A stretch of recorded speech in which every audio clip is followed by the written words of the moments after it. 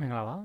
ကျွန်တော်တို့ဒီတစ်ခါတော့ unit for close through time ဆိုတဲ့အကြောင်းအရာလေးကိုကြည့်ကြည့်အောင်ပထမဆုံးအနေနဲ့တော့ဒီ pre-reading task အနေနဲ့တော့သူပေးထားတာက put a tick next to the expression that you expect to reach in the passage စာပိုက်ထဲမှာသင်ဖတ်ရမယ်လို့ညွှန်လင်းထားတဲ့စကားလုံးတစ်လုံးရဲ့ပြီးနားမှာအမှန်ချစ်ပြပါတဲ့အဲ့တော့ဖတ်ရမယ့်အကြောင်းအရာက time is precious အချိန်ကအဖို့တန်နေ different types of clocks နိုင်ရမျိုး the origin of clocks နိုင်ရဲ့အစပေါ့ဒါရဲ့မူလအစ the invention of clocks နိုင် the inventor of clocks နိုင်တထွင်ကြသူများစသဖြင့်အဲ့ဒီအကြောင်းအရာတွေမှာဘယ်အကြောင်းအရာကိုဖတ်ရမယ်လို့ညွှန်လင်းထားသလဲဒါတစ်ခုပေါ့ Now B မှာ answer the following questions in short phrases ဒီစကားစုအတူလေးတွေနဲ့ပေါ့နော်အောက်ပါမေးခွန်းတွေကိုဖြေပါတဲ့ The first question is what are the differences between a clock and a watch လက်ပတ်နာရီနဲ့နာရီရဲ့ဂျားရဲ့ကွာခြားချက်ကဘာလဲဒါလေးပေါ့နော်နောက်တစ်ခု what kinds of clocks or watches do you know ဘယ်လိုနာရီမျိုးတွေလက်ပတ်နာရီမျိုးတွေကိုသင်သိသလဲ Nowadays apart from ordinary watches worn on one's wrist in what forms are they found Nowadays ယနေ့ခေတ်မှာ apart from ordinary watches worn on one's wrist ဒီတစုံတယောက်ရဲ့လက်ကောက်ဝတ်မှာပေါ့နော်ပတ်ထားတဲ့အဲ့ယူနိုင်ဒီအပြင်in what forms are they found သူတို့ဘယ်ပုံစံနဲ့တွေ့နိုင်မလဲစသဖြင့် pre-reading task တွေပြီးထားပါတယ်ဒါလေးကိုဖြည့်ကြည့်မယ်ဆိုရင်စာအုပ်ပို့ပြီးတော့စိတ်ဝင်စားမှာပေါ့နော်အဲ့တော့စာလေးကိုအရင်ကြည့်ကြအောင် It is probably around 3000 years ago that people first began making things to have them measure the passage of time probably ဆိုတာဖြစ်ကောင်းဖြစ်နိုင်တယ်လို့အဓိပ္ပာယ်ရတယ်အဲ့တော့ it is probably around 3000 years ago လွန်ခဲ့တဲ့နှစ်ပေါင်း3000ဝန်းကျင်လောက်ကဖြစ်ကောင်းဖြစ်နိုင်တယ်ဘယ်ဟာဖြစ်နိုင်တာလဲဆိုရင် that people first began making things လူတွေကအရာဝတ္ထုတွေကိုစတင်ပြီးတော့ပြုလုပ်တယ်ဘာလို့ဖို့လဲ to have them measure the passage of time အချိန်ကုန်လွန်ခြင်းကိုတိုင်းတာရမှာကူညီဖို့အတွက်ပေါ့နော်လူတွေကအရာဝတ္ထုတွေကိုပထမဆုံးစတင်ပြီးတော့ပြုလုပ်ခဲ့တာကလွန်ခဲ့တဲ့နှစ်ပေါင်း3000ဝန်းကျင်လောက်ကဖြစ်နိုင်ပါတယ်ဒီမှာကလွန်ခဲ့တဲ့နှစ်ပေါင်း3000ဝန်းကျင်လောက်ဆိုတဲ့အချိန်ကိုအလေးနဲ့ထားပြောချင်တာမို့လို့ emphatic pattern ဖြစ်တဲ့ it is ပုံစံလေးနဲ့သုံးထားပါတယ်ပြီးတော့မှ that နဲ့ဆက်ထားတာပေါ့ဟုတ်ပြီနော်Having observed that shadows move around trees as the sun moves across the sky, someone drew a circle and put his stick in the center. Observe ဆိုတာကတခုခုကိုစူးစမ်းနေလေ့လာတဲ့ဒီလိုမျိုးအဓိပ္ပာယ်ရတယ်။အဲ့တော့ having observed ဒီစူးစမ်းမိပြီးတော့ပေါ့။ဘာလို့စူးစမ်းမိပြီးတော့လဲဆိုရင် that shadows move around trees အရိပ်တွေကတစ်ပင်ရဲ့ပက်လယ်မှာပေါ့နော်ရွှေ့ရှားတဲ့ဆိုတာကိုစူးစမ်းမိပြီးတော့ဘယ်အခါမှာလဲ as the sun moves across the sky နေကကောင်းကင်ကိုဖြတ်သွားတဲ့အခါမှာနော်နေကကောင်းကင်ကိုဖြတ်သွားတဲ့အခါမှာဒီတစ်ပင်ရဲ့ပက်လက်မှာအရိပ်တွေယူရှားတယ်ဆိုတာကိုစူးစမ်းပြီးတော့တဲ့ someone drew a circle တစုံတစ်ယောက်ကစဝိုင်းတစ်ခုကိုရေးဆွဲခဲ့တယ် and put his stick in the center အလဲဘိုးမှာတို့ချောင်းတစ်ချောင်းကိုစိုက်ခဲ့တယ်ပြန်ပြောရအောင် Having observed that shadows move around treesဒီလောက်လေးရစပြမယ်အနောက်ကနေအရှိကိုကူပြီးကြည့်ရမှာနော်ဒီတစ်ပင်ရဲ့ပပက်လဲမှာပေါ့နော်တစ်ပင်ရဲ့ပပက်လဲမှာဒီအရိပ်တွေရွေးရှားနေတာကိုသတိပြုမိပြီးတော့တဲ့ဘယ်ချိန်မှလဲဆိုရင် as the sun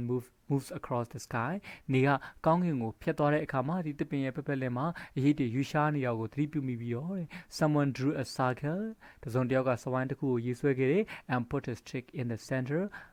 အဲ့ဒီအလဲဘိုးမှာဒုထောင်းထောင်းကိုစိုက်ခဲ့ Someone will say, level Matron psychic. As the sun passed overhead, he marked even divisions on the circle as the shadow of the stick crossed it.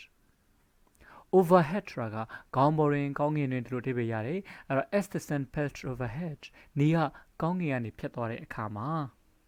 Nia Gongiani Pietore Kama, he marked even divisions on the circle, Duga. စဝိုင်းပေါ်မှာပေါ့နော်ညီညာတဲ့အစိပ်ပိုင်းတွေကိုမှတ်သားခဲ့ဒီနေရာမှာတော့ even ဆိုတာညီညာတို့လို့အဓိပ္ပာယ်ရတယ်အဲ့တော့ he marked even divisions on the circle သူကစဝိုင်းပေါ်မှာညီညာတဲ့အစိပ်ပိုင်းတွေမှတ်သားခဲ့တယ်ဒီပုံစံမျိုးလေးတွေပေါ့ဟုတ်ပြီနော်ဘယ်တိုင်းလဲဆိုရင် as the shadow of the stick crossed it the shadow of the stick ဆိုတာဒုတ်ချောင်းရဲ့အရေးပေါ့as the shadow of the stick cross the tree ဒီဒုတ်ချောင်းရဲ့အရေးနော် itra က the circle ကိုဆိုလိုတယ်အဲ့တော့ဒုတ်ချောင်းရဲ့အရေးစဝိုင်းကိုဖြတ်သွားတဲ့အခါမှာစဝိုင်းပေါ်မှာညီညာတဲ့အစိပ်ပိုင်းလေးတွေကိုမှတ်သားခဲ့အဲ့တော့ပြန်ပြောရမယ်ဆိုရင်နေရကောင်းကင်ရဖြတ်သွားတဲ့အခါမှာဒုတ်ချောင်းရဲ့အရေးကစဝိုင်းကိုဖြတ်သွားတဲ့အတိုင်းပေါ့သူကစဝိုင်းပေါ်မှာညီညာတဲ့အစိပ်ပိုင်းတွေကိုမှတ်သားခဲ့ Then people could tell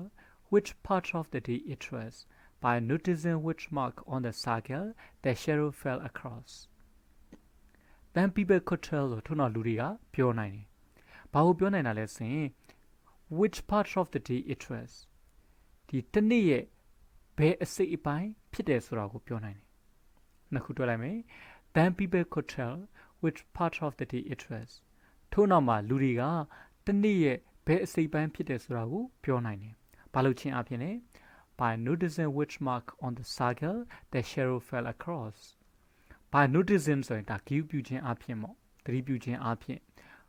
which mark on the circle စဝိုင်းရဲ့ဘယ်အမှတ်အသားပေါ်ကို the shadow fell across အရိပ်ကျရောက်တယ်ဆိုတာကိုသတိပြုခြင်းအဖြစ်အကုန်ပြန်ပြီးတော့ပေါင်းပြောလိုက်မယ်စာတောင်းနေရတဲ့နည်းရှိရထို့နောက်မှာလူတွေကစဝိုင်းရဲ့ဘယ်အမှတ်သားပေါ်ကိုအရေးကြောက်တယ်ဆိုတာကိုသတိပြုခြင်းအပြင်ဒီတနေ့ရဲ့ဘယ်အစိပ်ပိုင်းဖြစ်တယ်ဆိုတာကိုပြောနိုင်ပါတယ် These circles were called sundials. Later, they were made of stone and metal to last longer. These circles were called sundials. ဒီစဝိုင်းတွေကိုနေနိုင်လို့ခေါ်တယ် Later, နောက်ပိုင်းမှာ they were made of stone and metal သူတို့ကိုကြောက်တုံးတွေတက်ထုတွေနဲ့ပြုလုပ်လာကြတယ်။ဘာလို့ဖို့အတွက်လဲဆိုရင် to last longer ဆိုတာကြာရှည်ခံအောင်လို့ပေါ့။အဲ့တော့ဒီစဝိုင်းတွေကိုဒီစဝိုင်းတွေဒါတွေကိုနေနိုင်လို့ခေါ်တယ် sundials လို့ခေါ်တယ်။အစတော့မြေကြီးပေါ်မှာပဲဒီတိုင်းဆွဲတယ်။နောက်ပိုင်းကျတော့သူတို့ကိုကြာရှည်ခံအောင်လို့ကြောက်တုံးတွေတက်ထုတွေနဲ့ပြုလုပ်လာကြတယ်။ Of course, a sundial did not work at night or on cloudy days. So man kept inventing other ways to keep track of time. Of course, တကယ်တော့ a sundial did not work နေနိုင်ရအလုံးမလို့ဒါမှလည်း at night or on cloudy days ညဘက်တွေနဲ့တိမ်ထူးတဲ့နေ့တွေမှာအလုံးမလို့ So man kept inventing other ways keep inventing keep အနောက်က verb ဖိုင်ကြီးသုံးမယ်ဆိုရင်တစ်ခုခုကိုဆက်လုပ်တယ်လို့အဓိပ္ပာယ်ရတယ်အဲ့တော့ keep inventing ဆိုရင်တစ်ခုခုကိုkeep inventing ဆိုဆက်လက်ပြီးတော့တီထွင်တယ်ပေါ့ other ways ဆိုတာတခြားနည်းလမ်းတွေကို to keep track of time to keep track of time ဆိုတာက keep track of ဆိုတာမျက်ခြေမပြတ်အောင် to keep track of time ဆိုရင်အချိန်ကိုမျက်ခြေမပြတ်အောင်သူ့ရဲ့ sentence ကတော့ lose track of ပါတခုခုကိုမျက်ခြေပြတ်သွားတယ်ပေါ့ okay ပြန်ပြောအောင် of course တကယ်တော့ a sundial did not work နေနိုင်ရအလုံးမလို့ဘူး at night or on cloudy days ညဘက်တွေနဲ့တိမ်ထူးတဲ့နေ့တွေမှာအလုံးမလို့ဘူးတဲ့ so man kept inventing other ways to keep track of time ထို့ကြောင့်လူတွေကဒီအချိန်ကိုမျက်ခြေမပြတ်ဖို့အတွက်တခြားနည်းလမ်းတွေကိုဆက်လက်ပြီးတော့တည်ထွင်ကြတယ်နော်ဒီဘက်မှာအလုပ်လုပ်တယ်ညဘက်တွေတိမ်ထူးတဲ့နေ့တွေမှာကျတော့အလုံးမလို့ဘူးနော် One invention was a striped candle. Each stripe took the same amount of time to melt. If each stripe melted in about an hour, about 3 hours would have passed when 3 stripes melted. One invention was a striped candle. တီထွင်မှုတစ်ခုကတော့အစင်းပါတဲ့ဖျောင်းနိုင်ဖြစ်ပါဒီလိုမျိုးလေးအစင်းပါတဲ့ဖျောင်းနိုင်လေးဟုတ်ပြီနော် Each stripe took the same amount of time to melt. Each stripe ဆိုအစင်းတစ်ခုစီကဒီအစင်းတစ်ခုစီက took the same amount of time to melt အရည်ပျော်ဖို့အတွက်တူညီတဲ့အချိန်ပမာဏကြာတယ်အစင်းတစ်ခုစီကအရည်ပျော်ဖို့အတွက်တူညီတဲ့အချိန်ပမာဏကြာတယ် if each stripe melted in about an hour အစင်းတစ်ခုကတနာရီလောက်မှာအရည်ပျော်မယ်ဆိုရင်တနာရီစသဖြင့်အဲ့လိုမျိုးအရည်ပျော်မယ်ဆိုရင် about 3 hours would have passed when 3 stripes melted အစင်းသုံးခုအရည်ပျော်တဲ့အခါမှာ3နာရီကုန်လွန်သွားပြီဖြစ်လိမ့်မယ်ပြန်ပြောအောင် One invention was a striped candle တီထွင်မှုတစ်ခုကအစင်းပါတဲ့ဖျောင်းနိုင်ဖြစ်တယ် Each stripe took the same amount of time to melt အစင်းတစ်ခုစီကအရည်ပျော်ဖို့အတွက်တူညီတဲ့အချိန်ပမာဏကြာတယ် If each stripe melted in about an hour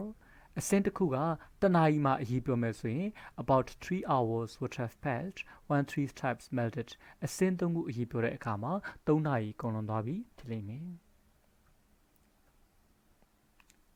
A water clock was another way to tell time. A container had a line with a number beside it for every hour. It also had a tiny hole in the bottom. The container was filled with water that dripped through the hole. A water clock ဆိုတာရေနာရီပေါ့ဒီပုံစံလေးကြည့်လိုက်တာရေနာရီအဲ့တော့ရေနာရီက was another way to tell time အချိန်ကိုပြောပြဖို့အတွက်တခြားနည်းလမ်းတစ်ခုဖြစ်ပါတယ်နောက်တစ်ခုကဒါကိုကြည့်လိုက်တာဒီတစ်ခုလုံးကဒါ container ပေါ့အဲ့တော့ a container had a line container မှာ line တစ်ခုရှိဘယ်လို line လဲဆိုရင် with a number beside it for every hour နာရီတိုင်းအတွက်ဘေးနားမှာပေါ့နော်ကိန်းဂဏန်းလေးတွေပါတယ် line တစ်ခုရှိဒီမှာကြည့်လိုက်1 2 3 4 5စသဖြင့်ကိန်းဂဏန်းလေးပါတယ် line တစ်ခုစီရှိ It also had a tiny hole in the bottom အောက်ခြေမှာသေးငယ်တဲ့အပေါက်ကလေးလေးပဲရှိဟုတ်ပါနော်အောက်ခြေမှာသေးငယ်တဲ့အပေါက်ကလေးလေးပဲရှိတယ် The container was filled with water ခွက်ကိုရေဖြည့်လိုက်တယ် That dripped through the hole အဲ့ဒါကအပေါက်ကလေးကိုဖြည့်ပြီးတော့တစ်စက်တစ်စက်ကျပါဒါရှီနာရီရဲ့ပုံစံပေါ့တစ်ခေါက်ပြန်ပြောအောင် A water clock was another way to tell time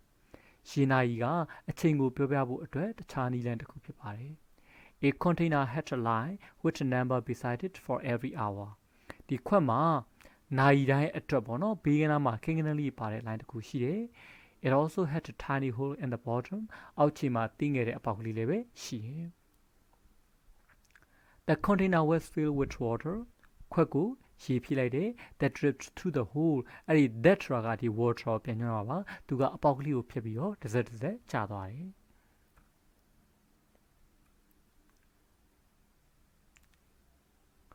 When the water level reached the first line, people knew that an hour had passed. Each time the water level fell to another line, one more hour had passed. အဲ့တော့သူတို့ line လေးရရှိနေတဲ့အချိန်မှာ when the water level ဆိုတာရေမျက်နှာပြင်က reach the first line ပထမ line ကိုရောက်တဲ့အခါမှာတဲ့ people knew that လူတွေကသိကြတယ် an hour had passed တနာရီကုန်သွားပြီဆိုတာကိုလူတွေကသိကြတယ်အဲ့တော့ရေကတစ်စက်တစ်စက်နဲ့အောက်ကိုကျနေတဲ့အချိန်မှာအပေါ်ကရေမျက်နှာပြင်ကနေပြီးပထမ line ကိုရောက်သွားပြီဆိုရင်တနာရီကုန်သွားပြီဆိုတော့လူတွေကသိကြတယ် each time the water level fell to another line ရေမျက်နှာပြင်ကတခြား line ကိုရောက်တဲ့အချိန်တိုင်းမှာ one more hour had passed နောက်ထပ်တနာရီကုန်ဆုံးသွားတယ် Okay ပိုင်ဝအောင်လို့တစ်ခေါက်ပြန်ကြည့်မယ်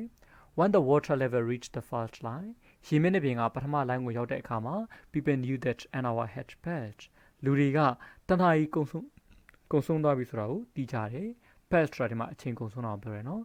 Each time the water level fell to another line ရေမျက်နှာပြင်ကတခြား line ကိုကျသွားတဲ့အခါတိုင်းမှာ one more hour had passed နောက်ထပ်တနာရီကုန်ဆုံးသွားတယ် Candles and water clocks helped people know how much time had gone by. But candles had to be remade and water clocks had to be refilled. Candles and water clocks ဖျောင်းနိုင်နေတဲ့ရေနာရီတွေကတဲ့ helped people know ဆိုရင်လူတွေသိအောင်ကူညီပေးတယ် helped people to know ဆိုရင်ရရနော်အတူတူပဲ helped people know ဆိုရင်လူတွေသိအောင်ကူညီပေးတယ်ဘာကိုကူညီပေးလဲဆိုရင် how much time had gone by gone by ဆိုတာဒီမှာ past ပါပဲကုန်ဆုံးတာ how much time had gone by ဆိုရင်အချိန်ဘယ်လောက်ကုန်သွားပြီလဲဆိုတာကိုလူတွေသိအောင်ကူညီပေးပါတယ် but candles had to be remade ဒါနဲ့ဖျောင်းနိုင်တွေကိုပြန်လုပ်ပေးရတယ် and water clocks had to be refilled ရေနာရီတွေကိုတော့ရေပြန်ဖြည့်ပေးရပါတယ်အဲ့တော့ဖျောင်းနိုင်နေတဲ့ရေနာရီတွေကအချိန်ဘယ်လောက်ကုန်သွားပြီလဲဆိုတော့လူတွေသိအောင်ကူညီပေးတယ်ဖျောင်းနိုင်နေကြတော့အကုန်ကုန်သွားပြီဆိုရင်ပြန်လုပ်ပေးရမယ်ရေနာရီကိုတော့ပြန်ဖြည့်ပေးရပါတယ်တစ်ခါပြန်ပြောမယ် Candles and water clocks have people know ဖျောင်းနိုင်နေတဲ့ရေနာရီတွေကလူတွေသိအောင်ကူညီပေးပါတယ် How much time had gone by အချိန်ဘယ်လောက်ကုန်သွားပြီလဲဆိုတော့လူတွေသိအောင်ကူညီပေးတယ် But candles had to be remade ဒါနဲ့ဖျောင်းနိုင်တွေကိုပြန်လုပ်ပေးရတယ် and water clocks had to be refilled ရေနာရီတွေကိုတော့ပြန်ဖြည့်ပေးရပါတယ် So after glass blowing was invented, the hourglass came into use. Glass bulbs were joined by a narrow tunnel of glass, and fine drying sand was placed in the top bulb. so ဆိုထို့ကြောင့်မလို့ after glass blowing was invented ဒီဖန်မှုတ်တဲ့ပညာပေါ့နော်ဖန်တယ်မှုတ်တဲ့ပညာကိုတီထွင်ပြီးတဲ့နောက်မှာတဲ့ the hourglass came into use တဲနာရီတွေကိုအသုံးပြုလာကြတယ်တဲနာရီတွေကအသုံးတက်လာကြတယ်ပေါ့အဲ့တော့သူ့ရဲ့ပုံစံလေးကြည့်ကြည့်မယ် glass bulbs were joined by a narrow tunnel of glass ဒီဖန်လုံးတွေပေါ့နော်အဲ့ဒီဖန်လုံးတွေကိုကျင်းမြောင်းတဲ့ဖန်ပြုံချောင်းတွေနဲ့ဆက်ထားတယ် and fine dry centers placed in the top bulb ဒီအပေါ်ကဖန်လုံးထဲမှာအပေါ်ကဖန်မှုထဲမှာနူးညံ့6တွေ့တဲ့တဲတွေကိုထည့်ထားတယ်ပြန်ပြောအောင် so after glass blowing was invented ဖန်တယ်မှုတဲ့ပညာကိုတီထွင်ပြီးတဲ့နောက်မှာ the hourglass came into use တဲနာရီကိုအသုံးပြုလာကြပါတယ် glass bulbs were joined by a narrow tunnel of glass ဒီဖန်ဘူးတွေကိုကျင်းမြောင်းတဲ့ဖန်ပြုံချောင်းလေးနဲ့ဆက်ထားတယ် and fine dry centers placed in the top bulb အပေါ်ကဖန်မှုထဲမှာနူးညံ့6တွေ့တဲ့တဲတွေကိုထည့်ထားတယ်The hourglass was easy to use, but it had to be turned over every hour so the scent could flow again.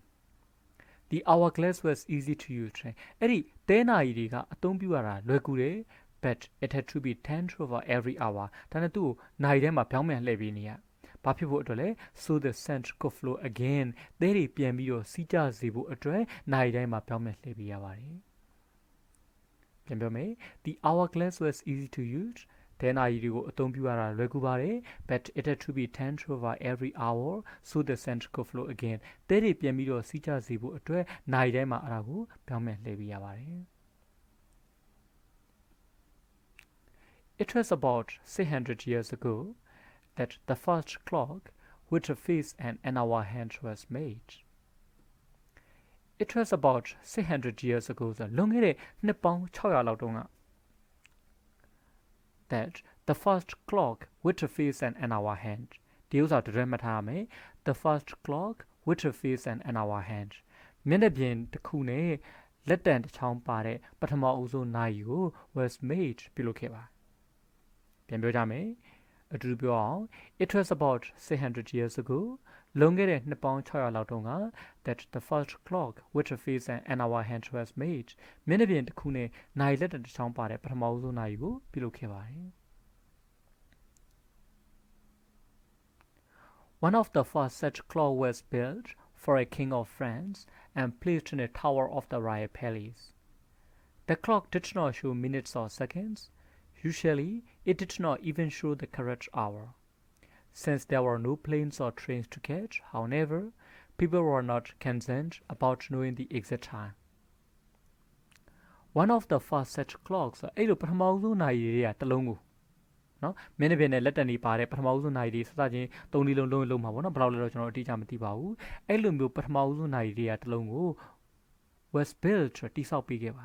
ဘယ်သူအတွက်လဲ for a king of France ပြင်သစ်ဘုရင်အတွက်တိဆောက်ပေးခဲ့တယ် and placed in a tower of the royal palace တော်ဝင်နန်းတော်ရဲ့မြို့စင်မှာထားခဲ့ပါတယ်ဒီပုံနော်တော်ဝင်နန်းတော်ရဲ့မြို့စင်မှာထားခဲ့ပါတယ် The clock did not show minutes or seconds ဒီနာရီကမိနစ်တွေနဲ့စက္ကန့်တွေကိုမပြသပါဘူး Usually ဒီနေရာမှာ usually ကများသောအားဖြင့်လို့အဓိပ္ပာယ်ရတယ် Usually it did not even show the correct hour မှန်ကန်တဲ့နာရီကိုတော့မပြသပါဘူးမျက်နှာပြင်နဲ့လက်တံနေပါလို့နာရီအမှန်တိုင်းသိရမယ်လို့တော့မထင်တဲ့သူကစက္ကန့်တွေမိနစ်တွေမပါတဲ့အပြင်နာရီမှန်ကန်တဲ့နာရီကိုတော့မပြသပါဘူး Since there were no planes or trains to catch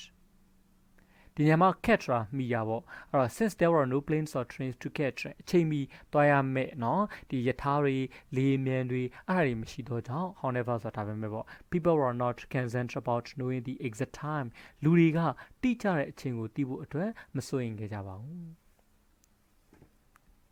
ပြန်ပြောကြမယ် One of the first such clocks was built for a king of France အဲ့ဒီပထမဆုံးနိုင်ရည်တွေကတစ်လုံးကိုပြင်သစ်ဘုရင်အတွက်တိစောက်ပေးခဲ့တယ် and placed in a tower of the royal palace ပြီးတော့တော်ဝင်နန်းတော်ရဲ့မြို့စင်မှာထားခဲ့ပါတယ်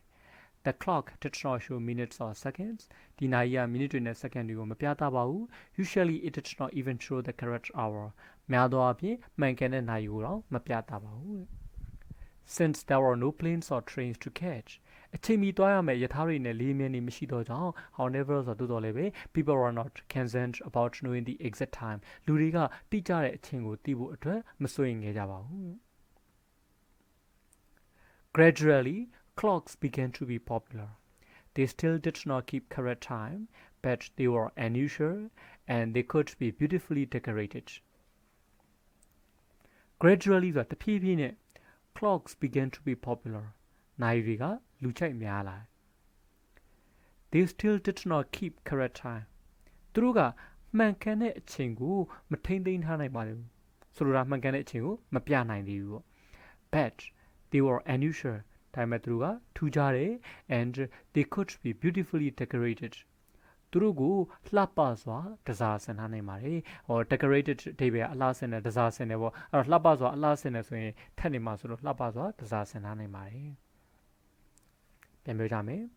Gradually တဖြည်းဖြည်းနဲ့ clocks began to be popular နိုင်တွေကိုလူကြိုက်များလာတယ် They still did not keep correct time သူတို့ကမှန်ကန်တဲ့အချိန်ကိုမပြတာတော့မှာပဲ But they were unusual ဒါပေမဲ့သူတို့ကထူးခြားတယ် and they could be beautifully decorated သူတို့ကိုလှပစွာတစားဆင်ထားနိုင်ပါတယ်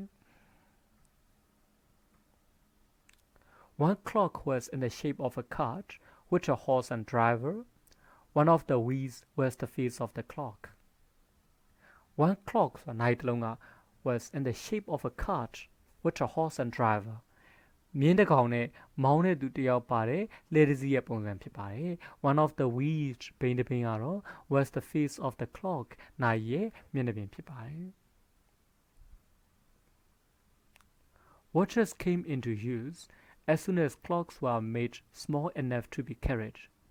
These did not always tell the correct time either. Watches came into use လက်ပတ်နာရီကိုအသုံးပြုလာကြဘယ်အချိန်မှာသုံးလာဆို as soon as ဆိုတာကတခုခုဖြစ်လင်ဖြစ်ချင်းပြီးလင်ပြီးချင်းတို့အဓိပ္ပာယ်ရပါတယ် Clocks were made small enough to be carried. ဒီနာရီတွေကိုတည်ဆောင်ဖို့အတွက်သေးငယ်အောင်လို့ပြုလုပ်ပြီးချင်းမှာပဲလက်ပတ်နာရီကိုအသုံးပြုလာကြဟုတ်ပြီနော်နိုင်ရီအစတော့နိုင်ရီအကြီးကြီးပဲအဲ့နိုင်ရီကြီးတွေကိုတည်ဆောင်ဖို့အတွက်သေးငယ်လာအောင်ပြုလုပ်ပြီးချင်းမှာလက်ပတ်နိုင်ရီတွေကိုအသုံးပြုလာကြတယ် These did not always tell the correct time either. These နဲ့ either ဆိုသူတို့ label ပေါ့ These did not always tell the correct time either ဆိုရင်သူတို့ label မှန်ကန်တဲ့အချိန်ကိုမပြတာပါဘူး They were often put into beautiful watch cases which were made to look like anything the owner wanted. They were often put သူတို့ထားလေးရှိပါတယ်ဘာမှလဲဆိုရင် into beautiful watch cases လှပတဲ့နိုင်အိမ်တွေထဲမှာထားလေးရှိပါတယ်ဘယ်လိုလှပတဲ့နိုင်အိမ်လဲဆိုရင် which were made ပြုလုပ်ထားတဲ့ to look like ဆိုတာတူအောင်ပေါ့ anything the owner wanted တွင်ပိုင်ရှင်လိုချင်တဲ့နော်ဘယ်အရာနဲ့မဆိုတူအောင်လို့လုပ်ထားတဲ့ပိုင်ရှင်လိုချင်တဲ့ဘယ်အရာနဲ့မဆိုတူတယ်အဲ့ဒီလှပတဲ့နိုင်အိမ်လေးထဲမှာထည့်ထားပါတယ်ပုံစံလေးကြည့်ကြည့်ပေါ့The pendulum clock was invented in 1657. This was the beginning of the style of clocks we call grandfather clocks, which were enclosed in tall wooden boxes. The pendulum clock was invented in 1657. ချိန်ဒီနာရီကို1658ခုနှစ်မှာတီထွင်ခဲ့ This was the beginning of the style of clocks we call grandfather clocks. ဒါက grandfather clocksမတက်နိုင်ကြီးပေါ့နော်အဲ့တော့ grandfather clause တို့ကျွန်တော်တို့ခေါ်တဲ့နိုင်ပုံစံတွေရဲ့အစားဖြစ်ပါတယ် which ကအဲ့ grandfather clause ကိုပြန်ညွှန်းတယ် which are enclosed in tall wooden boxes သူတို့ကိုဒီလိုမျိုးပေါ့နော်တသားတက်တာရှိရဲမှာထည့်ထားပါပြန်ပြောမယ် The pendulum clock was invented in 1657 ချိန်ဒီနာရီကို1658ခုနှစ်မှာဒီထွင်ခဲ့တယ် This was the beginning of the style of clocks we call grandfather clocks. ဒါက grandfather clocks မတက်နိုင်ကြီးလို့ကျွန်တော်တို့ခေါ်တဲ့နိုင်ပုံစံတွေရဲ့အစားဖြစ်တဲ့ which are enclosed in tall wooden boxes သူတို့ကိုတသားတက်တာရှိရဲမှာထည့်ထားပါတယ် Pendulum clocks showed the hours more exactly than earlier clocks. Since the weight on the pendulum could be moved up or down to make the clock go faster or slower.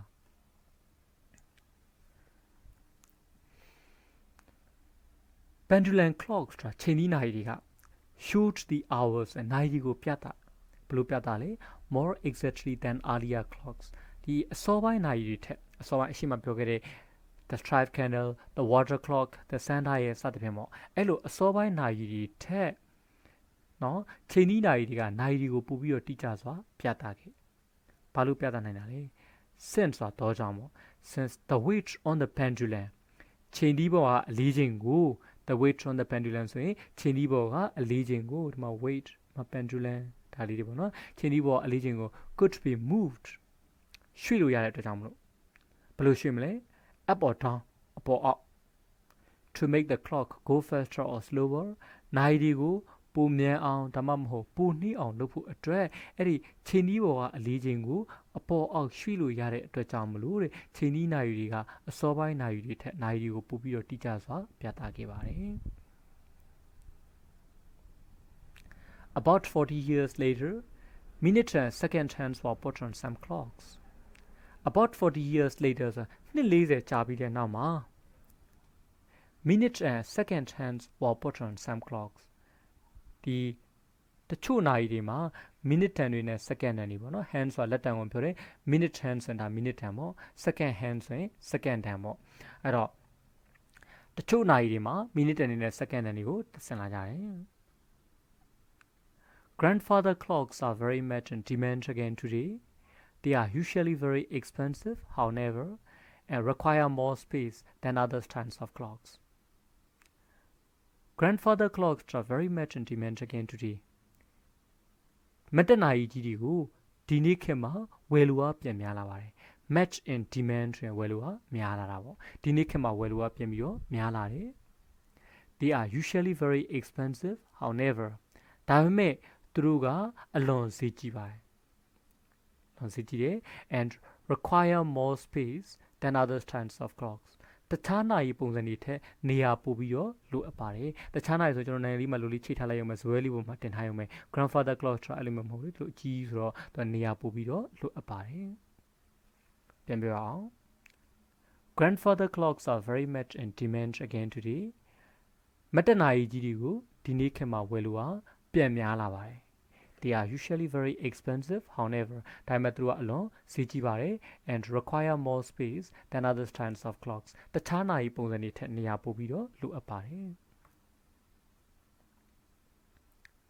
As people began to go to more places and do more things,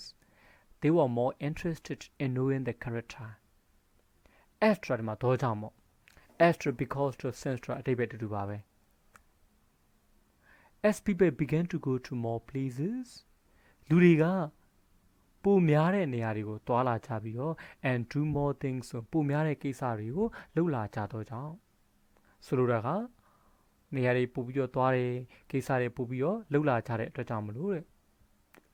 They were more interested in knowing the correct time သူတို့ကမှန်ကန်တဲ့အချိန်ကိုသိဖို့အတွက်ပို့ပြီးတော့စိတ်ဝင်စားလာတယ်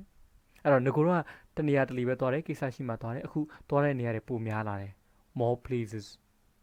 နေရာတွေပိုပြီးတော့သွားလာတယ်ငကိုတော့ကိစ္စလေးတစ်ခုနှစ်ခုပဲလုပ်ရမယ်အခုကတော့ more things ကိစ္စတွေပိုပြီးတော့လုပ်လာရမယ်အဲ့လိုလုပ်လာတဲ့အတွက်ကြောင့်မလို့တဲ့သူကမှန်ကန်တဲ့အချိန်ကိုသိဖို့ပိုပြီးတော့စိတ်ဝင်စားလာကြတယ်ဥပမာကျွန်တော်တို့ပဲကြည့်ကြည့်ပေါ့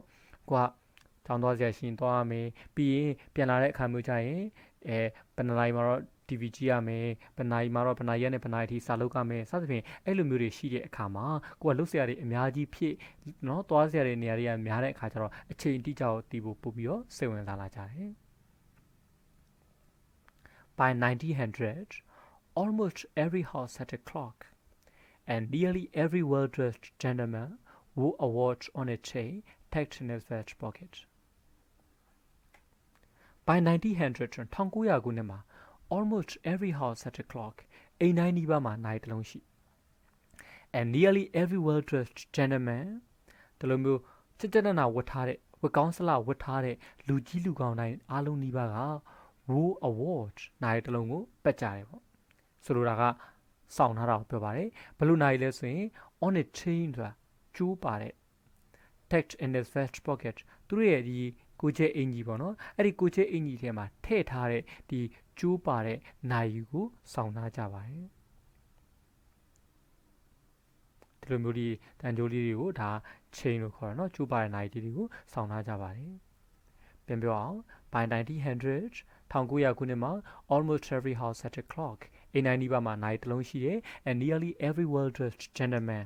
ကျကျနနဝတ်ဆင်ထားတဲ့လူကြီးလူကောင်းတိုင်း နော်ဝကောင်ဆလာဝတ်ထားတဲ့လူကျူလူကောင်းတိုင်းက wore a watch on a chain tucked in his vest pocket သူရဲ့ကိုကျဲအင်ကြီးပေါ့နော်အဲ့ဒီကိုကျဲအင်ကြီးအဲ့ထဲမှာထည့်ထားတဲ့ဟို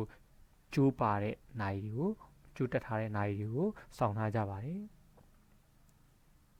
Today of course we have electric clocks that keep giving the right time until they are unplugged or the electricity goes off Today of course တကယ်တော့ဒီနေ့ခေတ်မှာ we have electric clocks ကျွန်တော်တို့မှာလျှက်စစ်နာရီတွေရှိပါတယ်ဘယ်လိုလျှက်စစ်နာရီလဲဆိုရင်ဒီ that နဲ့ပြင်ပြီးညွှန်မယ်နော် that keep giving the right time မှန်ကန်တဲ့အချိန်ကိုပြသတယ်ပေါ့ until ဆိုတာဒီနေရာမှာမချင်းလို့အဓိပ္ပာယ်ရတယ် until they are unplugged or the electricity goes off သူတို့ကို plug မဖြုတ်မချင်းဒါမှမဟုတ်လျှက်စစ်တဲ့မပြတ်မချင်း goes off ဒါမှလျှက်စစ်တွေပါပြတ်တော့ပြောတာအဲ့တော့ plug မဖြုတ်မချင်းဒါမှမဟုတ်လျှက်စစ်တဲ့မပြတ်မချင်းမှန်ကန်တဲ့အချိန်ကိုပြသနိုင်တဲ့လျှက်စစ်နာရီတွေရှိပါပြီ Scientists have invented clocks that look like large machines and tell the correct time to a split second. Scientists have invented clocks. သိပ္ပံပညာရှင်တွေကနာရီတွေကိုတီထွင်ပြီးပြီဘယ်လိုနာရီလဲဆိုရင် that look like large machines စက်ကြီးတွေနဲ့တူတဲ့နာရီပေါ့ and tell the correct time ပြီးတော့အချိန်ကိုပြောပြပါတယ် to a split second စက္ကန့်ပိုင်းအထိပေါ့အဲ့တော့ဆိုလိုတာက scientists have invented clocks that look like large machines သိပ္ပံပညာရှင်တွေကစက်ကြီးတွေနဲ့တူတဲ့နာရီတွေကိုတီထွင်ခဲ့ပြီးပြီ and tell the correct time to a split second ပြီးတော့စက္ကန့်ပိုင်းအထိမှန်ကန်တဲ့အချိန်ကိုပြသပါတယ် The most modern electric clocks for home use do not have faces or hands. These clocks are called digital clocks and they tell the time with a set of numerals which appear in a little window. The most modern electric clocks for home use အိမ်သုံးပေါ့အိမ်သုံးအတွက်ခေတ်အမီဆုံးလျှက်စစ်နာရီတွေမှာတဲ့ do not have faces or hands မျက်နှာပြင်နဲ့လက်တံတွေမရှိတော့ These clocks are called digital clocks အဲ့ဒီနာရီတွေကို digital နာရီလို့ခေါ်တယ် and they tell the time သူတို့ကအချိန်ကိုပြောပြတယ်ဘာနဲ့ပြောပြလဲဆိုတော့ with a set of numerals ကိန်းဂဏန်းအစုလေးတွေနဲ့ဒီမှာကြည့်လိုက်ဒါ a set of numerals ကိန်းဂဏန်းအစုလေးတွေနဲ့အချိန်ကိုပြောပြတယ်ဘယ်လိုကိန်းဂဏန်းအစုလဲဆိုရင် which appear in a little window ဒီလေးတောင်ကွက်ကလေးပေါ့ဟာလိုမျိုးလေးတောင်ကွက်ကလေးအဲ့လေးတောင်ကွက်ကလေးထဲမှာပေါ်တဲ့ကိန်းဂဏန်းအစုလေးတွေနဲ့အချိန်ကိုပြောပြပါတယ်ပို့ရအောင်တစ်ခါပြန်ပြောမယ် The most modern electric clocks for home use ခေတ်အမီဆုံးအိမ်သုံးလျှက်စစ်နာရီတွေမှာ do not have faces or hands မျက်နှာပြင်နဲ့လက်တံတွေမရှိပါဘူး These clocks are called digital clocks အဲ့ဒီနာရီတွေကို digital နာရီလို့ခေါ်တယ် and they tell the time with a set of numerals သူတို့ကကိန်းဂဏန်းအစုလေးတွေနဲ့အချိန်ကိုပြောပြတယ်ဘယ်လိုကိန်းဂဏန်းအစုလဲဆိုရင် which appear in a little window လေးထောင်ကွက်ကလေးထဲမှာပေါ်တဲ့ကိန်းဂဏန်းအစုလေးတွေနဲ့အချိန်ကိုပြောပြပါတယ် The seconds are counted off like the tenths of a mile on the odometer of a car. The seconds are counted off. Second ကိုရှိတွက်ပြဘယ်လိုမျိုးရှိတွက်လဲဆိုရင် like the tenths of a mile တမိုင်ရဲ့7ပုံတစ်ပုံလိုမျိုးပေါ့ဘာမှရှိတဲ့တမိုင်ရဲ့7ပုံတစ်ပုံနဲ့ on the odometer of a car ကားတစ်စီးရဲ့မိုင်နှုန်းပြကိရိယာမှာရှိတဲ့တမိုင်ရဲ့7ပုံတစ်ပုံလိုမျိုး second ကိုရှိတွက်ပြပါတယ်ဒါ odometer ဆိုတာမိုင်နှုန်းပြကိရိယာပါဟိုနောက်တစ်မျိုး milometer လို့ခေါ်ရင်လည်းပဲသူ့ကိုပြောတာပါပဲမိုင်နှုန်းပြကိရိယာပေါ့အဲ့တော့ကားတစ်စီးရဲ့မိုင်နှုန်းပြကိရိယာမှာရှိတဲ့တမိုင်ရဲ့7ပုံတစ်ပုံလိုမျိုး second ကိုရှိတွက်ပြပါတယ် Many electric clocks are combined with radios which can sometimes be set to turn on automatically. Thus, instead of an alarm ringing in your ear in the morning, you can hear soft music playing when it is time to get up. Many electric clocks are combined with radios. Listen နာရီတွေများစွာကို radio တွေနဲ့ပေါင်းစပ်ထားပါတယ် which ကအဲ့ radio ကိုပြန်ညွှန်းတယ် which can sometimes be set to turn on automatically သူတို့ကိုပေါ့နော်အလိုလျောက်ပွင့်သွားအောင်လို့ချိန်ခဲ့ထားနိုင်ပါတယ်တခါတည်းမှာအလိုလျောက်ပွင့်သွားအောင်လို့ချိန်ခဲ့ထားနိုင်ပါတယ် that ဒါကြောင့်မလို့ instead of an alarm ringing in your ear in the morning မနက်ခင်းမှာတည့်ရဲ့နားထဲမှာပေါ့နော်နှိုးဆက်မိတန်းကိုကြားရမယ်အစား you can hear soft music playing သင်ကတာယာတဲ့ဂီတတန်ကိုကြားနိုင်တယ်ဘယ်အချိန်မှလဲဆိုရင် when it is time to get up အိယာထားမယ်အချိန်မှာတာယာတဲ့ဂီတတန်ကိုကြားနိုင်ပါတယ်ပြန်ပြောကြမယ် many electric clocks are combined with radios လက်စစ်နာရီတွေများစွာကို radio နဲ့ပေါင်းစပ်ထားပါတယ် which can sometimes be set to turn on automatically အားတွေကိုနော်တစ်ခါတရံမှာအလိုလျောက်ပွင့်သွားအောင်လို့ချိန်ကိုက်ထားနိုင်ပါတယ် Thus, instead of an alarm ringing in your ear in the morning မနက်ခင်းမှာသင်ရဲ့နားထဲမှာနှိုးဆက်မိတန်ကိုကြားရမယ့်အစား you can hear soft music playing when it is time to get up အိယာထားမယ့်အချိန်မှာတာယာတဲ့ဂီတတန်ကိုကြားနိုင်ပါမယ် Some clocks will even start the coffee maker တချို့နာရီတွေက coffee ဖြော်စက်ကိုတော့မှစတင်စေပါလိမ့်မယ်ဒီပုံလေးကြည့်ပေါ့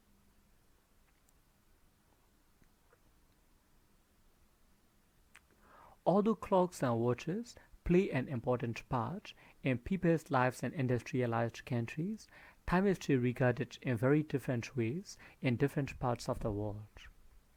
Although clocks and watches clocks and watches play an important part. နာရီတွေနဲ့လက်ပတ်နာရီတွေကအရေးကြီးတဲ့အစိပ်ပိုင်းကပါဝင်တော်လေ although နဲ့တွေ့တော့နော်ဘာမှလဲဆိုရင် in people's lives in industrialized countries ဒီစက်မှုထုံးကားတဲ့နိုင်ငံဒီမှာရှိတဲ့လူတွေရဲ့ဘဝမှာတဲ့နာရီတွေနဲ့လက်ပတ်နာရီတွေကအရေးကြီးတဲ့အစိပ်ပိုင်းကပါဝင်တော်လေ time is still regarded အချိန်ကိုသတ်မှတ်ထားတော့မှာပဲ in very different ways နဲ့အလွန်ခြားနာတဲ့ပုံစံနဲ့ပေါ့ in different parts of the world ကမ္ဘာရဲ့ကွဲပြားခြားနာတဲ့နေရာတွေမှာကွဲပြားခြားနာတဲ့နေတွေမှာပေါ့နော်အချိန်ကိုအလွန်ခြားနာတဲ့နည်းလမ်းတွေနဲ့သတ်မှတ်နေတော့မှာပဲဒီအတိုင်းမှာကမ္ဘာမှာ time zone တွေတစ်ခုနဲ့တစ်ခုမတူဘူးကျွန်တော်တို့ဒီနေ့အချိန်မှာမြန်မာနိုင်ငံမှာဒီအချိန်ဖြစ်မဲ့တခြားနိုင်ငံမှာဒီနာရီဟုတ်ချင်မှာဟုတ်မယ်အဲ့တော့ဒီကမ္ဘာရဲ့မတူညီတဲ့နေရာတွေမှာအချိန်တွေကိုအလွန်ခြားနာတဲ့နည်းလမ်းတွေနဲ့သတ်မှတ်ထားတော့မှာပဲပြန်ပြောကြမယ်